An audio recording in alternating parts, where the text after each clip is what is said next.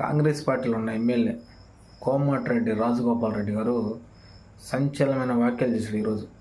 ఉత్తమ్ కుమార్ రెడ్డి కాబోయే సీఎం, నా నాలుక మీద మచ్చలుండి నేనేం చెప్తే జరిగిద్ది, మళ్ళీ ఈసారి కాబోయే సీఎం ఉత్తమ్ కుమార్ రెడ్డి అని చెప్పి బహిరంగంగా మాట్లాడడం జరిగింది.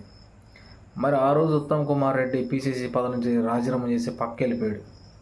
ఆ రోజు ఎందుకు మాట్లాడలేదు మన ఉత్తమ్ కుమార్ రెడ్డి? ఈరోజు రేవంత్ రెడ్డి సీఎం అయ్యాడు. నువ్వు బీజేపీలో కాంగ్రెస్లో ఉన్న వ్యక్తివి, బీజేపీ పార్టీలో జాయిన్ అయ్యి ఇది నీ బిజినెస్ల కోసం నువ్వు ఇతర రాష్ట్రాల్లో ఇతర దేశాల్లో టెండర్లు వేసుకున్నావు కాబట్టి బీజేపీ పార్టీలో ఎమ్మెల్యే పోటీ చేసి ఓడిపోయావు బీఆర్ఎస్ క్యాండిడేట్ మీద.